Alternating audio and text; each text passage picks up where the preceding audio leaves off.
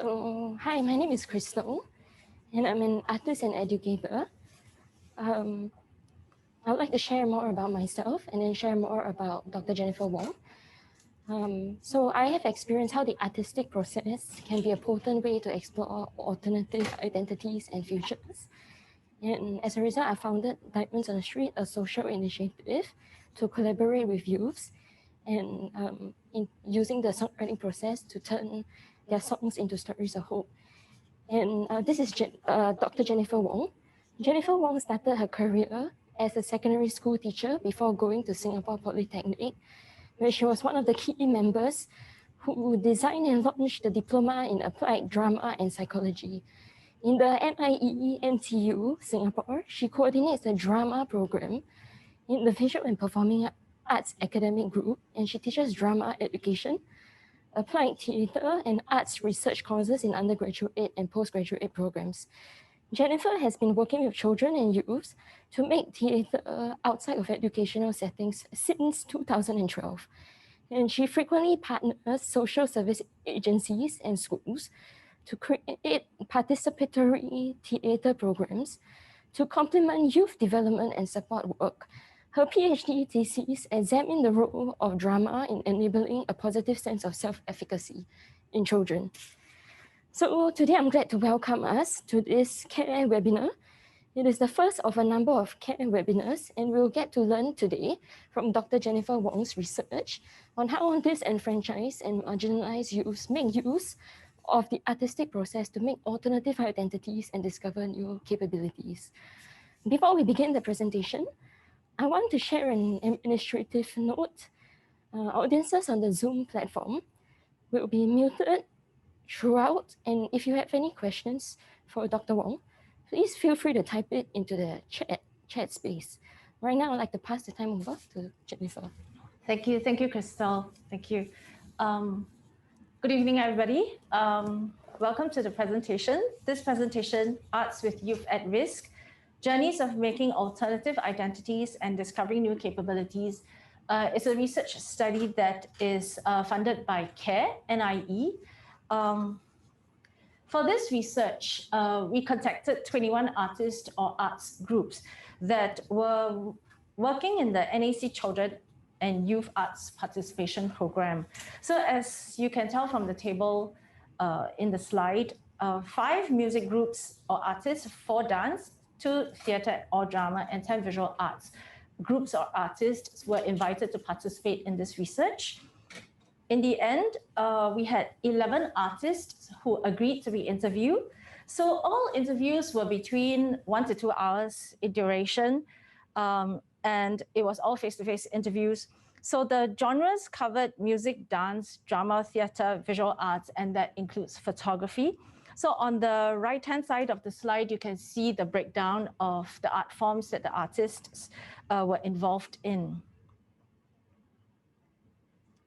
So from the research, from the data, these are the 5 key areas that have emerged, and I'll be talking through all 5 areas in a while. So the first key area is the profiles of the participants in the arts programs for youth at risk. So who are these young people and how were they selected, or what's the criteria for selection? What are the expectations and intentions of the arts programs with youth at risk? The useful strategies and knowledge that artists use when they were engaging the youth in the arts programs, and what perceived outcomes of these arts programs with youth at risk, and the necessary training or professional development programs for new or current artists who are interested in working with disenfranchised or marginalized youth. So let's take a look at the profiles of the youth at risk first. These are the 5 key profiles that have been identified by the artists: young people with anger or behavioral challenges, low academic capabilities, lack of parental or home supervision, special education needs, and low self-esteem. So for anger and challenging behaviors, the artists found that the students who were in this category or in this particular class were perceived as naughty. They could have got into different forms of altercations with peers, teachers, or figures of authority. They might be using coarse language. So you could see what some of the artists have said in the quotation on the slide. So these are young people who could be perceived as difficult, or they could have been discipline issues. They could have discipline issues in the schools, and therefore they have been identified to participate in the arts programs. There is another group that have been identified to have low self-esteem. So these are students with confidence levels or perceived to have low confidence levels. They could be socially awkward, or they may have difficulties making friends or sustaining friendships with their peers. It is also interesting to note that a few of the artists have also mentioned that some of these students come from low-income families, and therefore their levels of confidence were affected. So for this particular point that some of the artists have noted, it was information that was told to them by the school that these are children from low-income families and they have low self-esteem. The other group have low academic capabilities. These students could be low achievers or underachievers in the school, and therefore they are perceived to be at risk of failing, and they are then therefore highlighted and put into a class for the arts programs. Some children or some students have a lack of parental or home supervision. They may not have somebody at home who could guide them, or they may not have somebody at home when these young people go home to after school. The lack of supervision and after-school programs that aim to keep the young people off the streets, or the programs offered by after-school care to engage the students, offered these arts programs as well. Some of the artists find that within the arts programs, some of the students might be high-functioning students with special education needs. Not all the students in this category have been officially diagnosed. Some of the artists suspect that the participants have special education needs because the artists themselves have worked in the special needs schools, and they could see similar traits or behaviors between these children in the mainstream school and the ones that they teach in the special needs schools. Or some of the students might exhibit behaviors that hint at special education needs. So it's when the artists mention this, it's not all the time, it's not always that they have been told that some of the participants in their arts classes have special education needs, but it could be something that they try to draw connections because of their experience in other groups. So what are the expectations and intentions of these arts programs for youth at risk? Mainly to spend more time in school, values education. So many of the schools or the social service agencies find that it is a way to inculcate or encourage good values. And there is also another group that sees that this is an opportunity to teach the young people an art form. To encourage the students to spend more time in school and away from the streets where they might be at risk of risky behaviors or hanging out with other young people who might not be company that are approved by the parents of the school. So the schools and some of the social service agencies have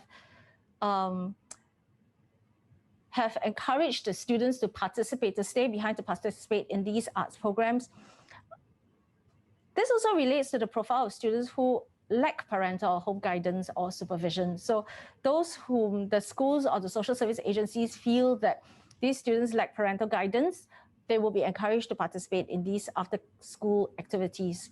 The arts programs also aim to keep them meaningfully engaged. So later on, we'll talk a little bit about the attendance issue that maybe some of the artists have faced. For values education, many schools and the social service agencies have the intention to build some form of values education into the arts programs. So many of the artists have articulated that some schools or some of the social service agencies actually explicitly discuss the values that they hope that the art form could encourage or the art form could build during the process. But it's very often that the artists have the liberty or the platform to build in these values in the way they facilitate the arts programs. So it could be values that are clearly articulated or left up to the artist to decide how they want to weave these into the arts. And some of these programs are pure enrichment. It's aimed to build artistic skills in the students. They want to engage the young people in activities that are not academically related. So to broaden their interests and to allow for more opportunities for these young people to work in groups and with peers outside of academic related work.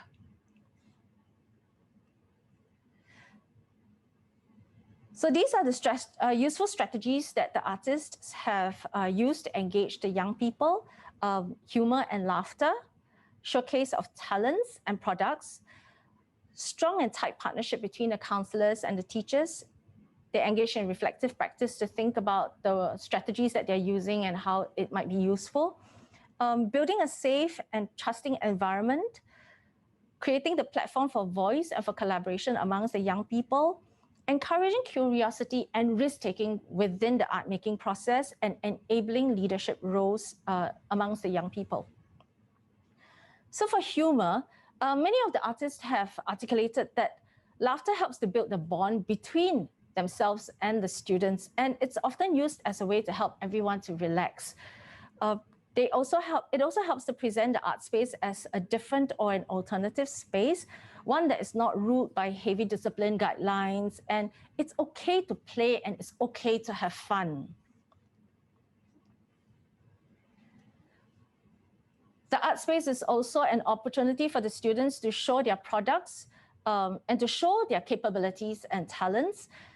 So many of the artists have said that it is a platform for the young people to be celebrated because now other people have a chance to see what they can do, what they're capable of.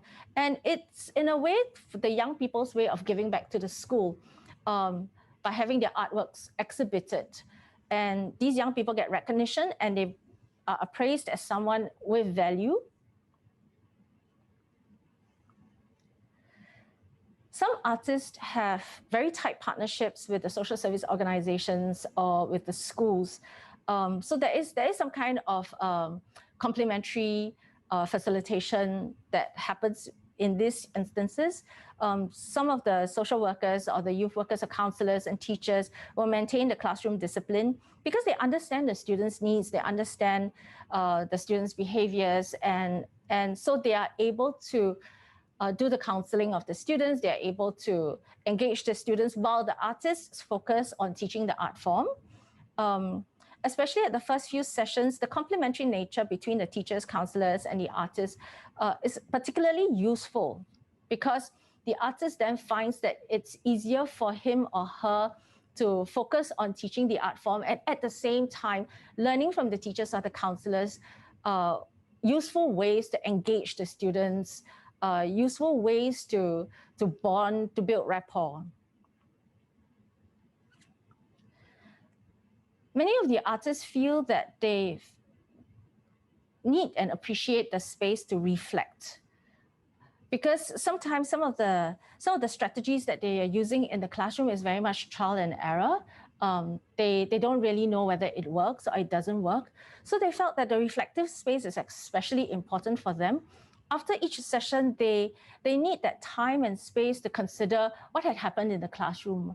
How did the interaction with the students happen, and what worked, and why did it work? So the that reflective space was very much needed, and because if they have a more conscious and carefully planned out reflective model, the artists may be able to identify useful strategies and build on it, or create a framework for themselves or for the field in terms of how to engage the students and what would be useful. The building of a trusting and safe environment is extremely important. Many of the artists have talked about how they need to create the safe and trusting environment. They need to trust that the students, they want to build the trust that the students are responsible. They want the students to know that they trust the students. And in the same way, they want the students to be able to trust them, that this is an artistic journey that they are all going through together.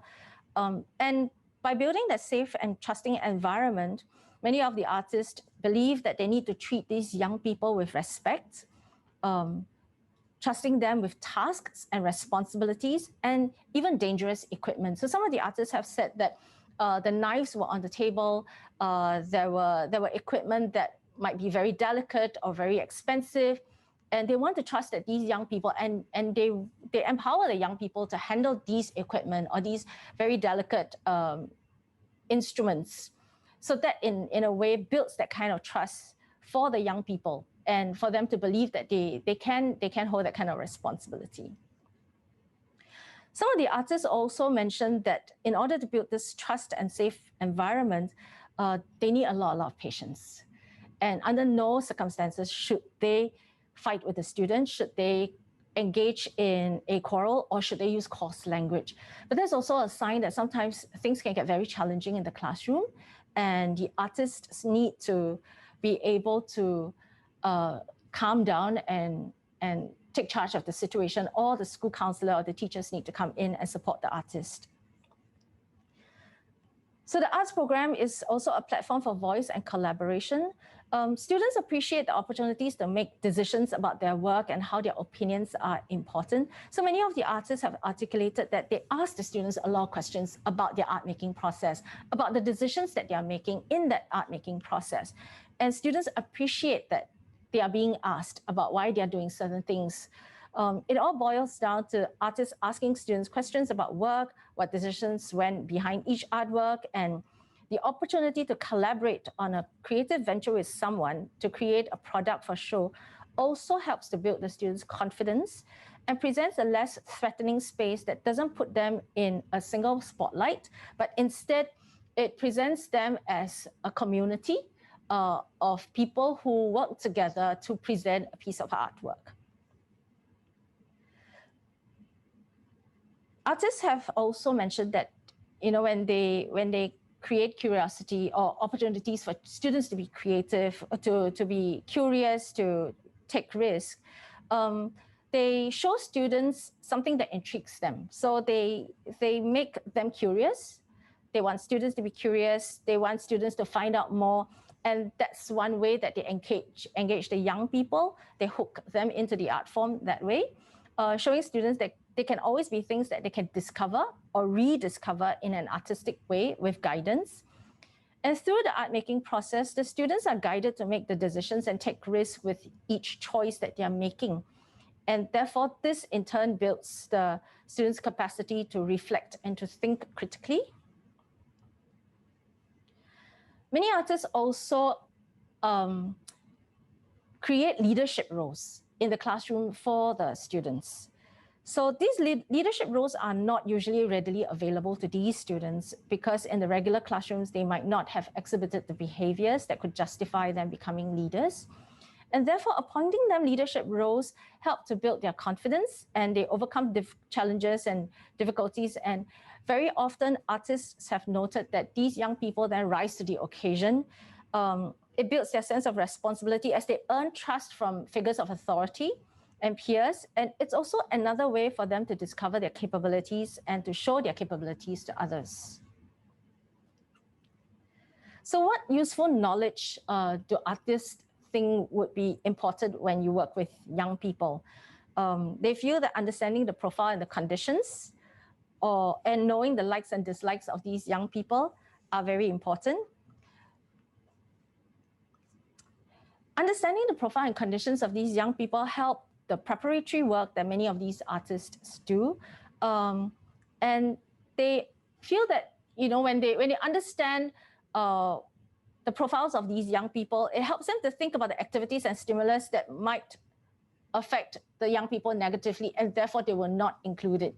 It also helps the artists to know what they can say or cannot say in front of the students, because certain words or topics may trigger the students, and therefore the artist can help to think of ways to engage and interest the students in a safer manner that will not trigger these students in negative ways. However, not all the artists agree that knowing the profile is important.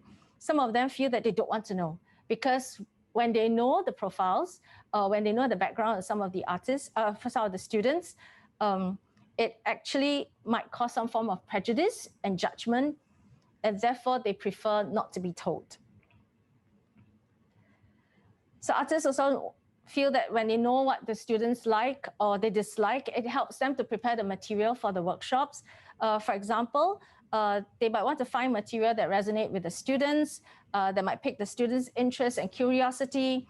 And sometimes the school or the social service agencies' suggestions might not resonate with some of the students. So there's an example about how the school wanted young people to try and explore the concept of career or future goals, but that wasn't something that the young people were interested in. The students were not interested in that. Instead, they were more interested in creating superhero figures, and through that, the artists feel that when he knew the likes and dislikes of these young people, he can tweak the art sessions in such a way that the values or the skills are still remain in the session, but it will be something that resonates with the students better. So what are the perceived outcomes of these arts programs then? Artists see it as an expression in and through the arts. It's a way to build discipline amongst the young people. These young people form a community of support and influence, and then they also present new or alternative identities and talents that previously may not have been present. And it becomes a safe and alternative space for young people to explore. The products are the ways that students can express themselves. It's also a way for the school, for parents, for peers to look through these young people's eyes and see the way they see the world. These products are also extensions of representations of how young people want others to see them. Therefore, the arts become a language that they can use to tell other people about themselves in an indirect and perhaps softer and artistic way. The arts programs also help to build discipline amongst the students. The leadership opportunities, as mentioned earlier, offered these students opportunities that are not available in the regular classroom or school settings.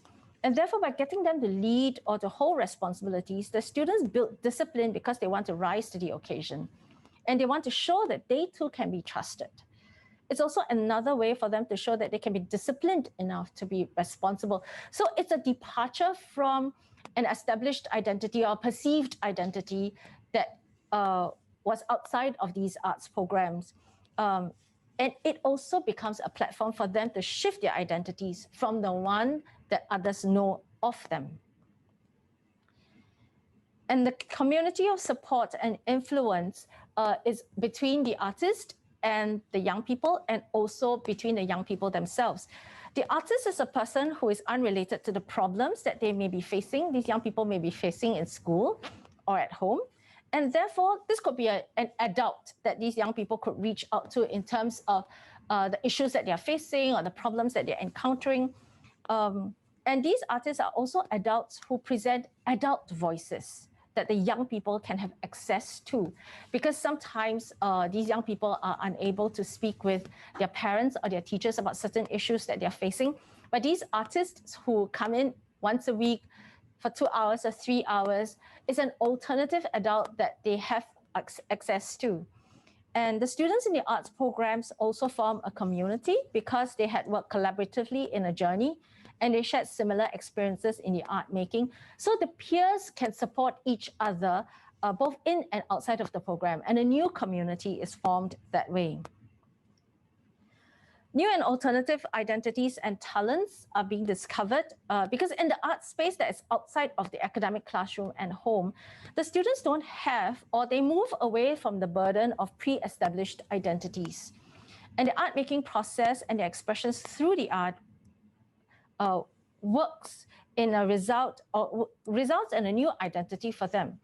The showing of their work is therefore another critical platform for them to be known in other capacities and not just as a youth at risk. So the art space departs from the pressures of their academic expectations and the established identities they carry in the school or the home settings.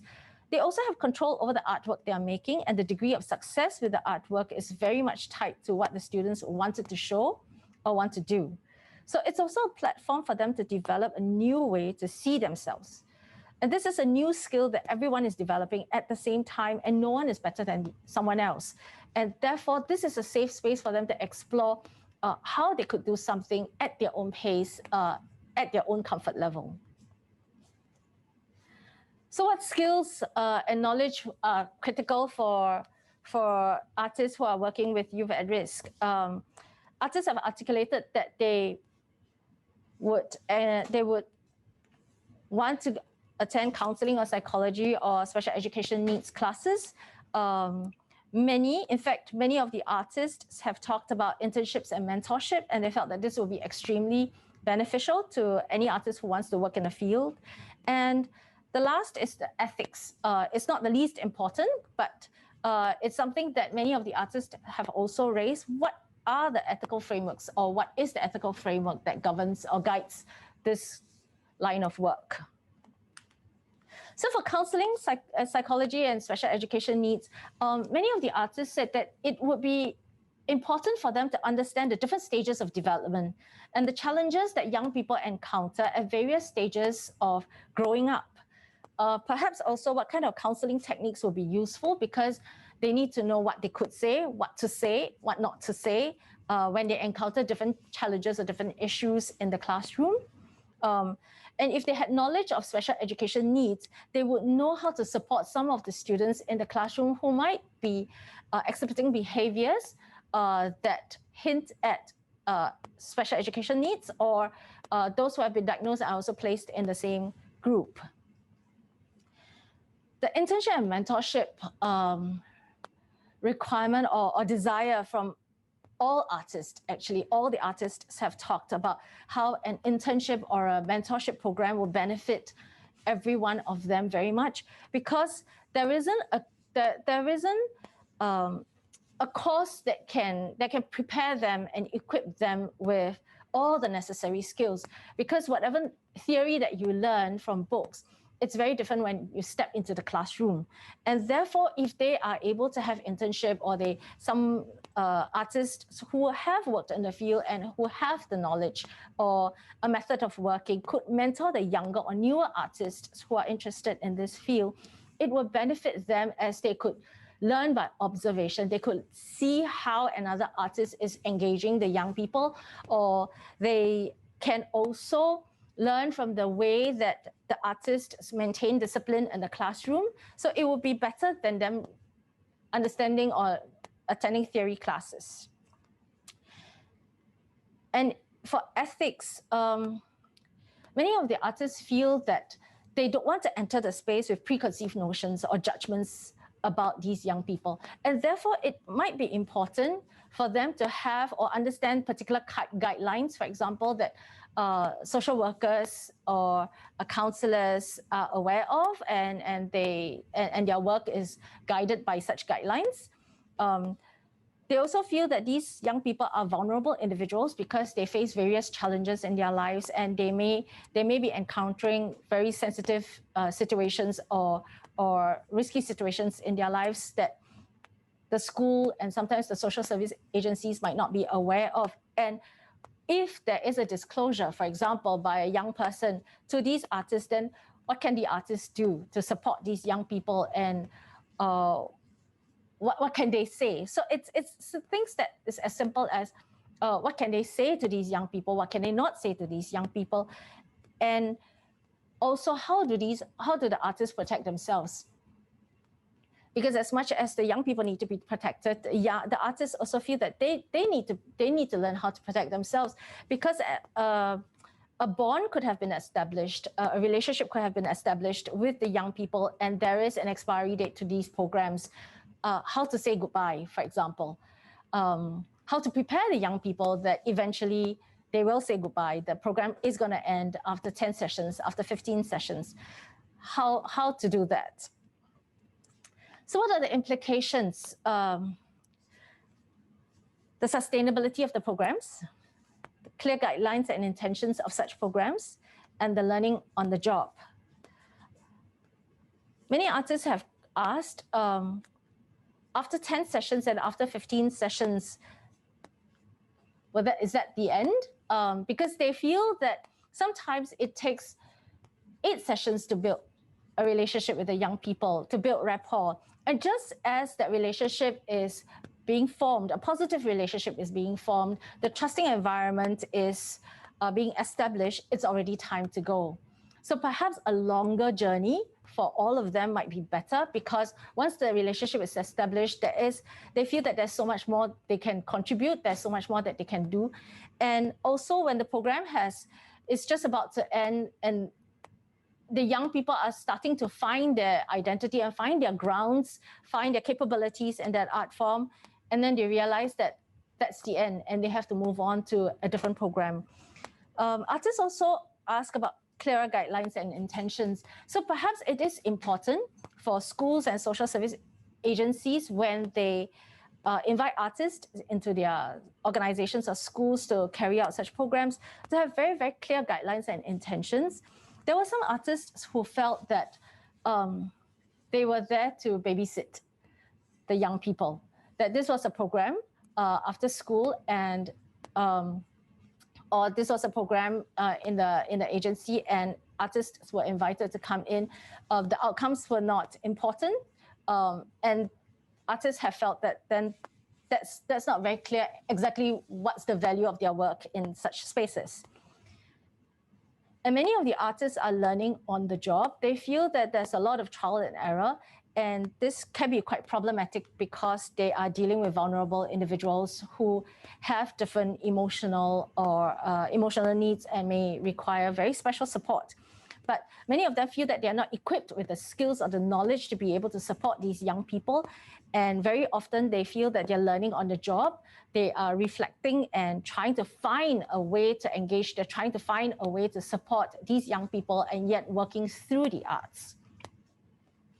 So moving forward, perhaps it's really important for us to consider a mentorship program where younger or newer artists could shadow, could observe artists who are more experienced or who are working in various settings. Professional development courses that allow artists to understand youth development, youth psychology, and topics about special education needs would benefit the artists who are interested in working with young people. To form a community of practitioners where they can freely share ideas, I think this is particularly important for artists who have a passion in working with young people. It's critical for them to have conversation and dialogues with other artists who are working in the same field. And that's where the learning becomes richer and more robust, because they're able to share useful strategies, they're able to talk through problems that they have encountered. And this also becomes a community of support for the artists, and no one's working alone.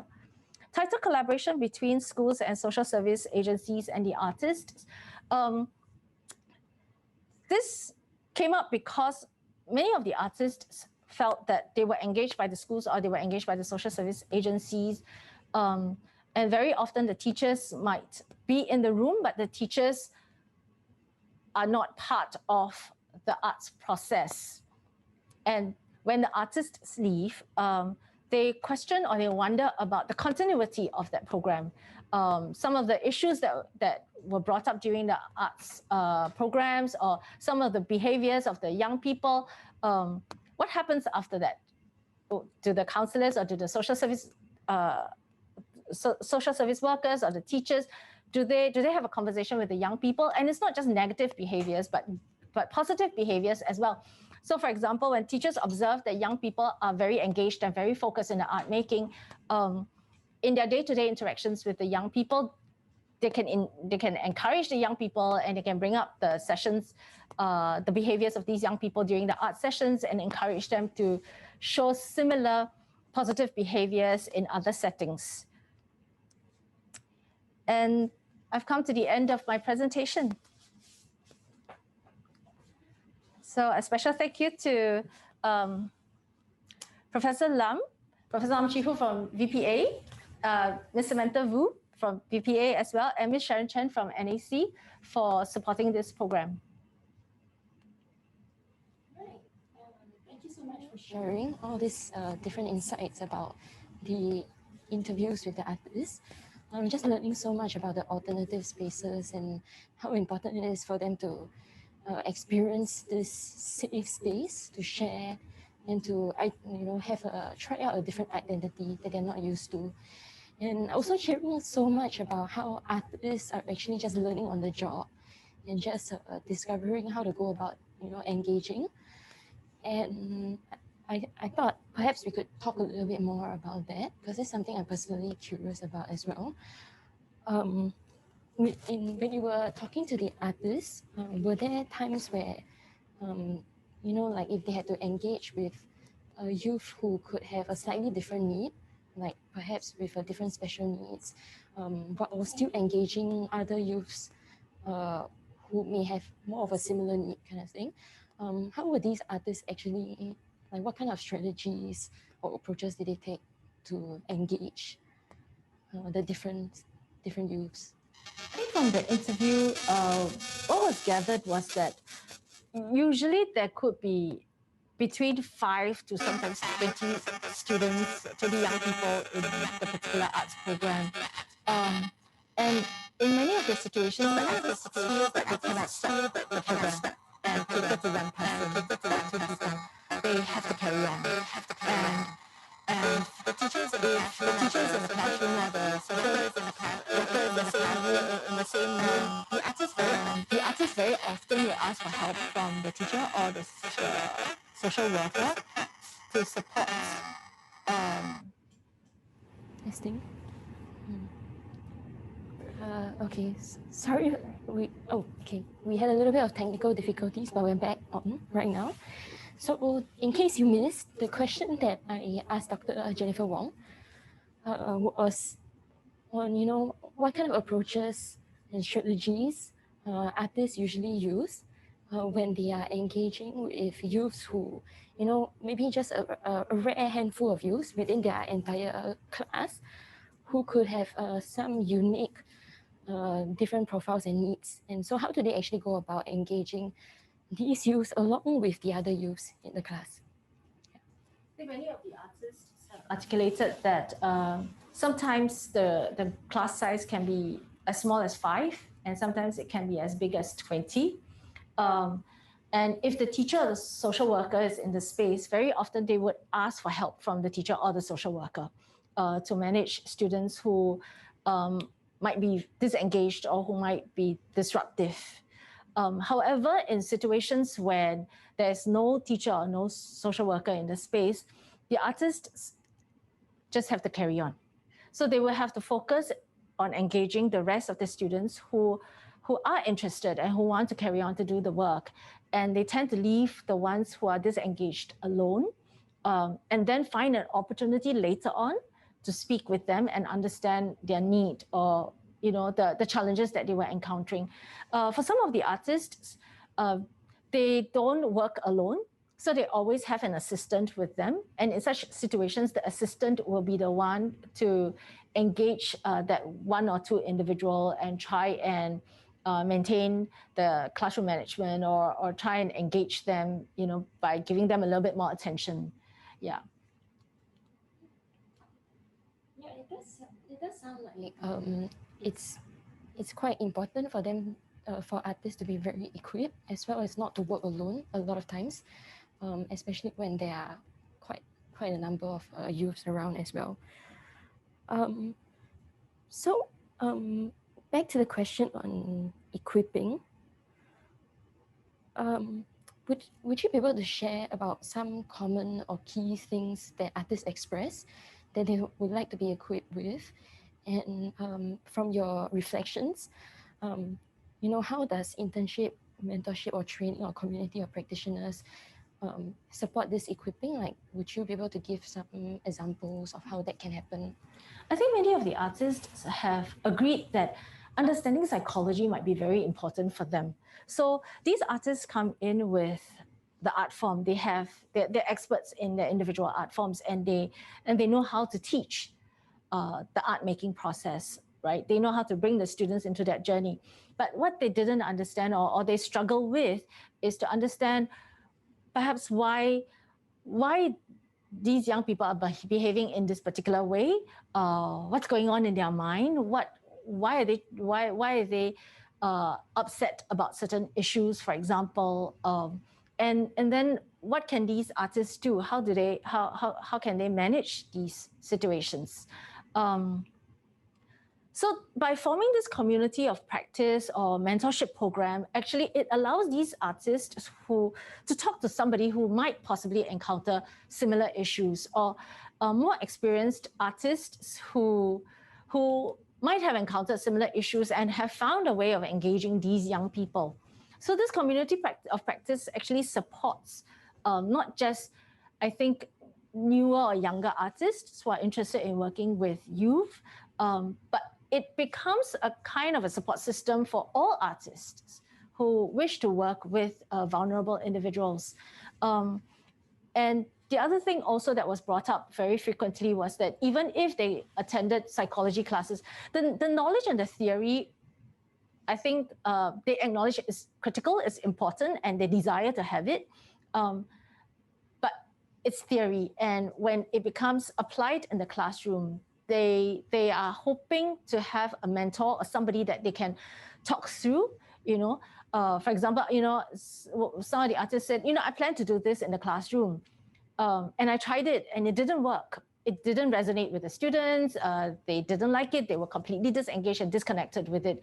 Why do you think that's so? Somebody to bounce ideas with, somebody just to dialogue with, I think is very critical for them to improve what they want to do, or for them to make sense of actually what's going on.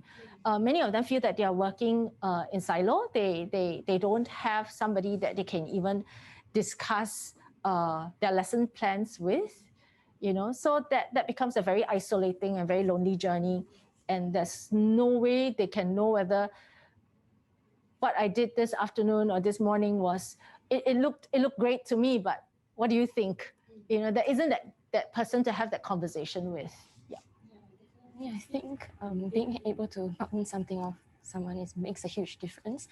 Do you feel like the community of practitioners right now is happening more like an informal kind of setting, and whether it's good to make it more formalized?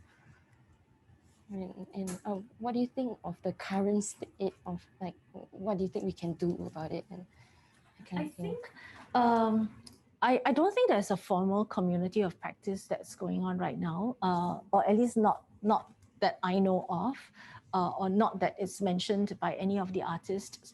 So very often the artists have these informal sharing. Like, for example, some of the artists have talked about, I know this other person also teach in the school, and sometimes, when I finish my program, I see him coming into the school, and in between, after my session and just before his session, we will stop along the corridor and we will talk about, hey, I'm teaching this class, and this is what happened. What do you think? So there are informal opportunities like that, but they are very ad hoc.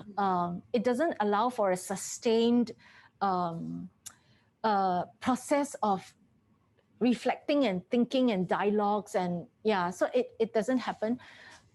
But I think on the flip side, there are also artists who are concerned with how this community of practice might impact their arts or their livelihood, because by mentoring somebody, they are also in a way worried that I teach you how to do it, and then you take over my job, and then I don't have a job. So there's that delicate balance there. How do we improve our praxis, and yet support each other without this whole field being very threatening, or making artists feel that they're vulnerable to competition. Yeah. Would you have any thoughts about how to navigate this delicate area? I think the community of practice is important. I think it supports the work that we are doing. When I work with young people to make theatre, I am very fortunate that I have colleagues whom I can talk to. But that's also because I belong to an institution, and I have colleagues who work with young people as well, and I can bounce ideas off them, and we don't feel threatened. So that's the security that I have, and I can empathize. I mean, I can understand where some of these artists are coming from when they say that, you know, they feel threatened if they mentor somebody. But perhaps this is something that needs to be formalized in a way. So maybe one of the arts organizations or arts groups can think about how this can be formalized, where this group of this community becomes a formalized group of people who are members in the field, and that might minimize the competition that they face. Or perhaps the mentorship program can happen across disciplines. Because I think one of the fears is that if I were a dancer and you're a dancer, and you come in and observe my class, then you learn different ways of engaging the young people. And then the next time you're going to propose something that I was doing, you know. So perhaps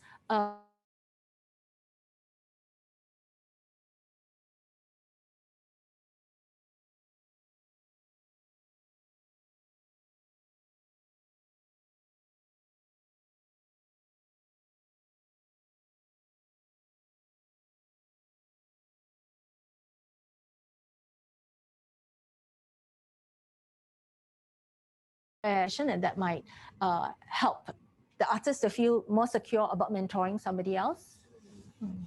Yeah, I think that's a really great suggestion. And I'm sure there are many artists who will actually be interested in different disciplines as well to observe. And there's so much that they can learn as well. We actually have one question from at the Zoom chat. So I'd like to share this question. It's by Jess. How long was the program to create an impact to these youth at risk? And the part 2 of a question is, in terms of the art forms, were there any differences in terms of its effectivity? Was it a group engagement versus personalized engagement? What's the experience?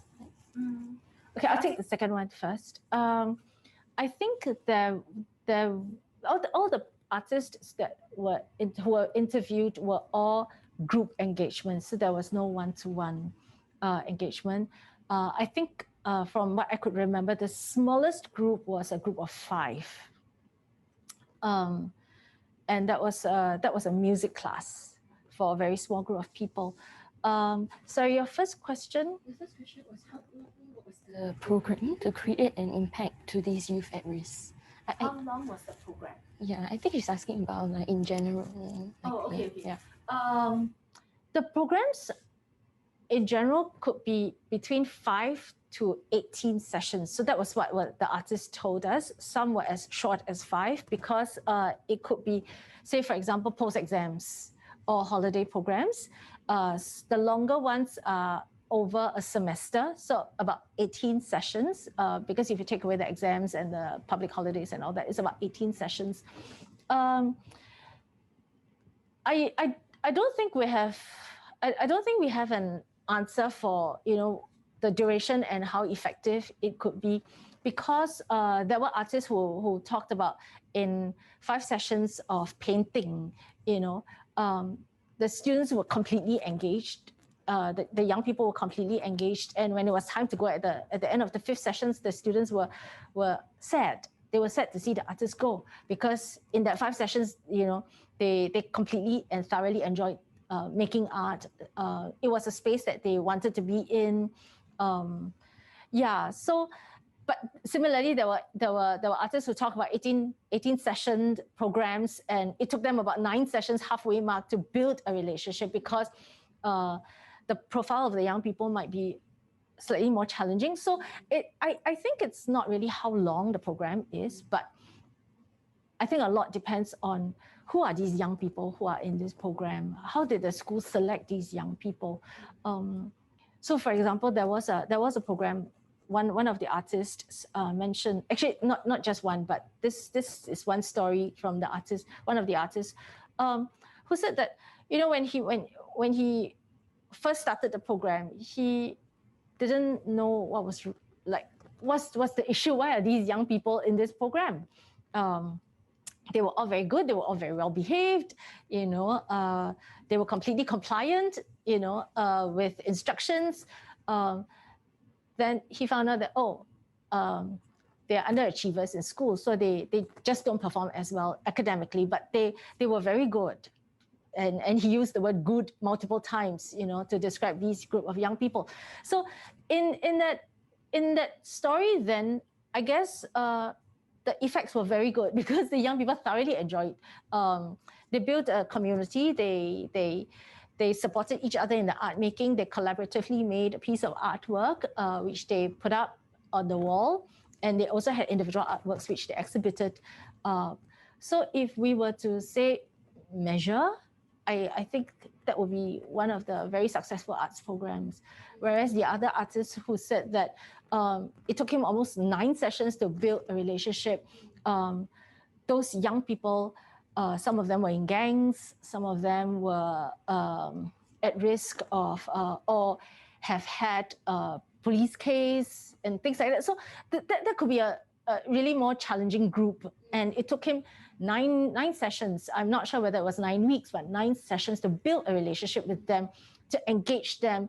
And that was when they started to open up. They started to tell him stories about themselves, about their family, as they were making the artwork. Yeah. Yeah, it's very hard to gauge. Yeah, it's because they come with like different stories and different backgrounds, kind of thing. And also, I guess the number of youths per class makes a huge difference. Yes. So because like if you're just one artist, in engaging with like maybe 20 youths, it definitely could take a bit more time to build rapport. Yeah. There's a second question. This is by Shamin. She asked, was there any form of screening of the artists done to make sure that they are suitable, experience-wise, emotionally, mentally, to work with youth at risk? From their feedback of the program, my impression is that many of them did not have experience with youth at risk before, which is understandable. I don't think there was a screening. So this question was posed to all the artists, like, why and how did you start working with young people or young people classified as youth at risk? Many of them actually have this passion to work with young people. They see arts as a way of reaching out to young people. They see arts as a way of engaging these young people in an alternative space, outside of the classroom, outside of homes. Some of the artists felt that they have had challenging youth themselves, so they could empathize with the challenges that these young people are facing, and they felt that they want to give back. So some of them have articulated that it's a way of them giving back because they have traveled that journey, so they understand the kind of journeys that these young people are facing, and so they want to engage them through the arts and positively influence these young people. And there's also a third group of artists who have been working with young people, but in regular classrooms. And the opportunity arose when for example, a social service agency or a school say, hey, we've got this group of young people, and we want to engage them in an arts program. Are you interested? So that's how many of them started. There's no screening, or there is no like a sort of a test or criteria or interview for them. Yeah. So many of them just have this desire to want to work with young people, or they have had experience working with young people, and that's why they have been selected, I guess. Yeah, or given this opportunity. Desire makes a huge difference because you're just so motivated intrinsically. I guess maybe Shamin is also wondering, how do you look for people with this desire, or how do you actually find these artists? I think that's what she's asking. or how do you build up this desire? I'm not sure. Okay, so this could relate to one of the questions we actually asked the artists during the interview, like what qualities should someone who say, oh, I want to work with young people, I want to use my art and engage young people, what qualities should this person have, or what qualities should we look out for? And many of them have said that you must first have the heart. So this was like a quality that many of them talked about. You must first have the heart. You must first have this compassion for the young people. You must not go into the space to judge them. And all these preconceived notions about what youth at risk, or even the term, many of the artists who were interviewed did not favor the term youth at risk, because in a way or not in a way, we all recognize that it's labeling. And because and I guess there is also no clear guideline of what an at-risk youth is, so they disapprove of this labeling of at-risk. So one of the qualities perhaps really is to be able to enter that space without judgment, to enter that space without thinking that these are people who are naughty, who are bad, who are, and then all these negative descriptive words come out. I guess the desire to want to work in this space, because it is not an easy space to work in. The fact that many of them actually said, no matter how angry you are, you cannot swear at them. You cannot fight back. You have to be very patient. You have to be very calm. Some of them told stories about how they were challenged in that space, how they met with some rather aggressive behaviors from the young people. And then what do you do? So I guess the bottom line is, if you think that this is going to be an easy playground, it's not. If you think that this is a space that you can make lots of money, it's not, and it's not easy. So it's something that any artist who's considering that, oh, I want to work with a young person or a youth at risk, it's not so much of have you got what it takes, but do you know what you're getting yourself into, I guess? Or do you have the heart to reach out to these people, and why? So the important question is why? Why do you want to reach out to these young people? Yeah. Do you have time? Oh, no. Yeah, so we've come to 8 p.m. So I guess this means that we're going to end this webinar soon. So thank you so much, Dr. Jennifer Wong, for sharing your insights with us. Oh, is there one more comment? Oh, I don't see it here, unfortunately.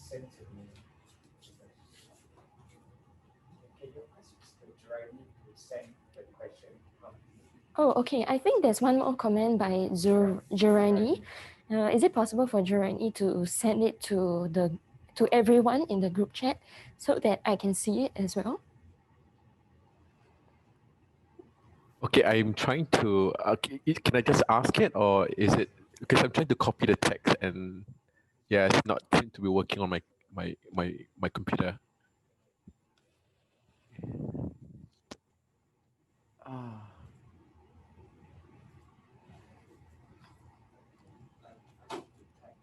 Yeah. Can Jurani type the comment into? Oh, okay. Okay, Jurani is trying to cut and paste, so we'll just wait for Jurani. Okay.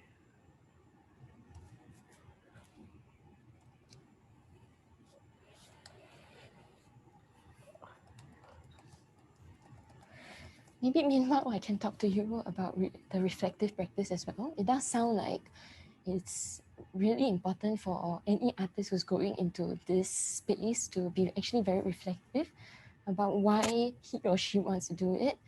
And also in the process of figuring out the strategy, also to reflect, what would be some ways to actually, I don't know, how does an artist build this reflective practice?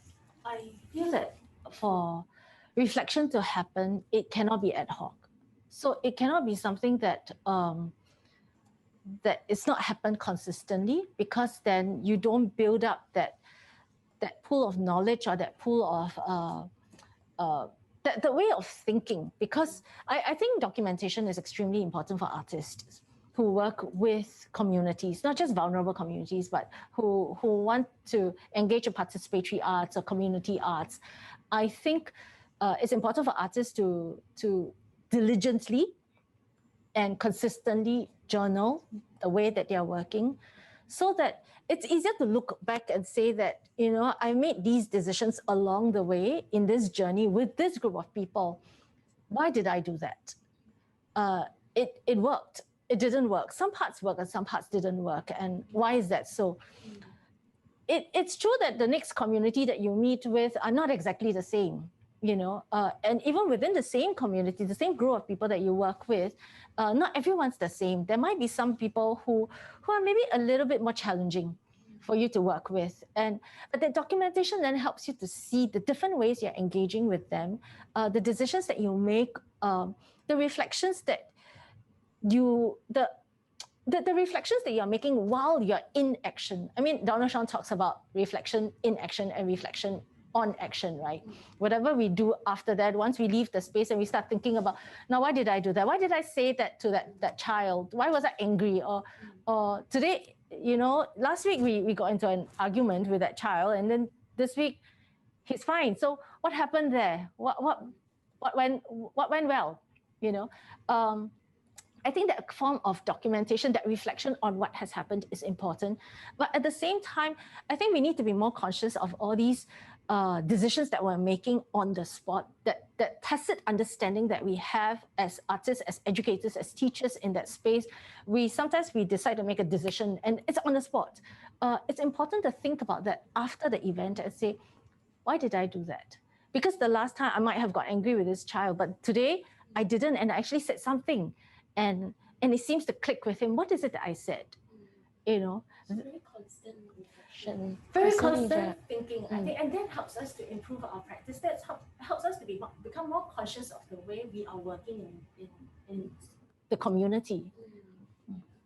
Okay, Juraimi I've managed to get Juraimi's message. So Juraimi actually says, beyond producing a creative piece of work, how else can the artist educator identify a slew of appropriate indicators to determine the success or efficacy of an arts program they design? I suppose what could be the success criteria that describes the process to then declare the efficacy of the methodology employed and therefore say this program is successful with or without a mural, play, poem, etc. So I guess he's looking for a success criteria that is beyond the product itself. Yeah. Okay. I think products are important. But that's not to say that the process is not important. I think the product is important because the product is an evidence of the journey that the young person has gone through or the young people have gone through.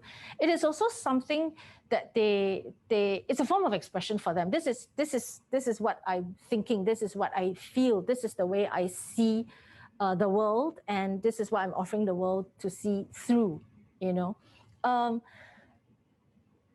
And the success of that product doesn't have to mean that, oh, how beautiful this product is. I mean, of course, we want to demand from the young people some quality. There must be quality in their product. Otherwise, I don't think it does anything for their self-confidence. It does nothing for their identity as well.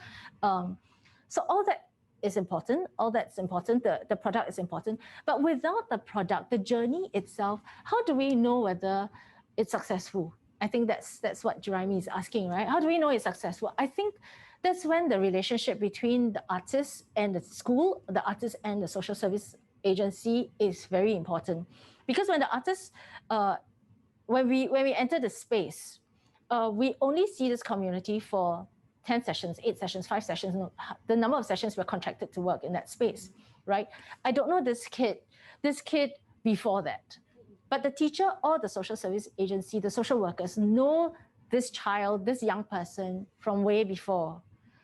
And so when the teacher or the social worker see how the child is behaving during the art session, I think that in itself is evidence whether the program is successful or not. If the child can't sit still in other situations, but the child is sitting through the entire 2 hours of art making, what does that mean then?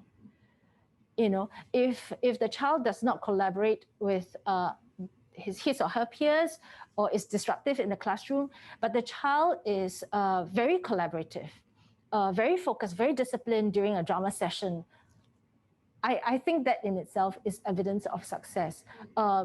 It's not something that we can put a number to, that we can measure and say that, yeah, on a scale of 1 to 5, today is very successful, it's 4.5. It's this tacit understanding, I think, as teachers, what do we know about this child? Some of the artists have also mentioned, you know, if I have a 10-session drama, for 8 sessions, this kid is just going to sit in the corner and doesn't want to participate.